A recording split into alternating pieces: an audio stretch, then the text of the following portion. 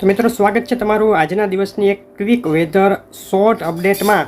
અત્યારે આપણે જોઈ રહ્યા છીએ વેધર ચાર્ટ 850 એચપીએની ઊંચાઈ ઉપર ગુજરાત ઉપર અત્યારે ખાસ કોઈ સિસ્ટમ સક્રિય નથી। કોઈ પણ જાતની અસ્થિરતા પણ 850 એચપીએની ઊંચાઈ ઉપર નથી। 850 એચપીએની ઊંચાઈ ઉપર અત્યારે ભેજ સારો એવો જોવા મળી રહ્યો છે। 80 થી 90% સુધી ભેજનું પ્રમાણ અત્યારે છે। અને મેન જે લેવલ આપણે વાત કરીએ 700 એચપીએનું, 700 એચપીના લેવલ ઉપર આપણે અગાઉ પણ કહ્યા મુજબ જ એક ટ્રફ સક્રિય છે। આ ટ્રફ અત્યારે આ મુજબ છે, સૌરાષ્ટ્ર સુધી લંબાઈ રહ્યો છે, પરંતુ સૌરાષ્ટ્રના જે વિસ્તારો છે તેની ઉપર ભેજનું પ્રમાણ ઓછું છે। ભેજનું પ્રમાણ ગુજરાત રિજિયનના વિસ્તારો ઉપર અત્યારે વધુ દેખાઈ રહ્યું છે। અને આજે મોડી સાંજે રાત્રે શું સ્થિતિ રહેશે તેની વાત કરીએ તો સૌરાષ્ટ્રના વિસ્તારો ઉપરથી ભેજનું પ્રમાણ વધુ ઓછું થતું જશે અને ગુજરાત રિજિયનમાંથી પણ ટ્રફ થોડો આગો જઈ રહ્યો છે, દૂર જઈ રહ્યો છે।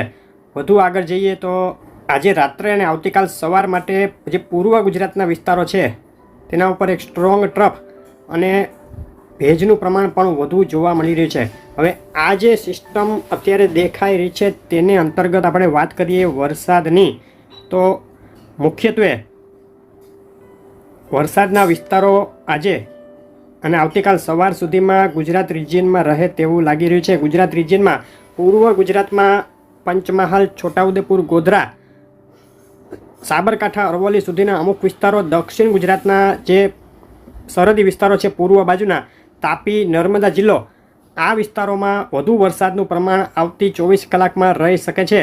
1 થી 2 ઇંચ સુધીનો વરસાદ અમુક સ્થળે નોંધાઈ શકે ને એકલ દોકલ સ્થળે તેથી વધુ વરસાદ પણ નોંધાઈ શકે। કોઈ ખાસ અતિ ભારે વરસાદની શક્યતાઓ ઓછી દેખાઈ રહી છે, પરંતુ મધ્યમથી ભારે વરસાદ આ વિસ્તારમાં હજુ 24 કલાક ચાલુ રહેશે।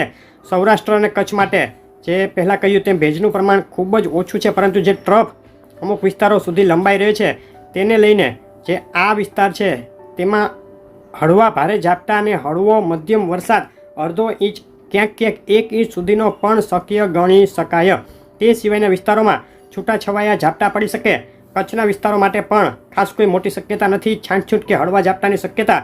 ઉત્તર ગુજરાતમાં બનાસકાંઠા આસપાસના વિસ્તારોમાં પણ છૂટાછવાયા હળવા ભારે ઝાપટા પડી શકે। અમુક સ્થળે એકલ દોકલ સ્થળે અડધો 1 ઇંચ વરસાદ જે પાછલા 2 દિવસમાં બનાસકાંઠા બાજુ સારો વરસાદ નોંધાય છે તેમાં આવતી 24 કલાકમાં થોડો ઘટાડો થઈ શકે છે, પરંતુ પૂર્વ બનાસકાંઠા જે સાબરકાંઠા, અરવલ્લી સાઈડના વિસ્તારો છે તેમાં હજુ પણ શક્યતા ગણી શકાય હળવા મધ્યમ વરસાદની। મધ્ય ગુજરાતમાં અમદાવાદ આજુબાજુ ગાજવીજ સાથે હળવા ભારે ઝાપટા સાથે ક્યાંક ક્યાંક હળવો વરસાદ પડી શકે। દક્ષિણ ગુજરાતના કાંઠા વિસ્તારોમાં પણ હળવો મધ્યમ વરસાદ છૂટાછવાયા વિસ્તારમાં ચાલુ રહેશે। ખાસ મોટા ભારે વરસાદની શક્યતા ઓછી દેખાઈ રહી છે।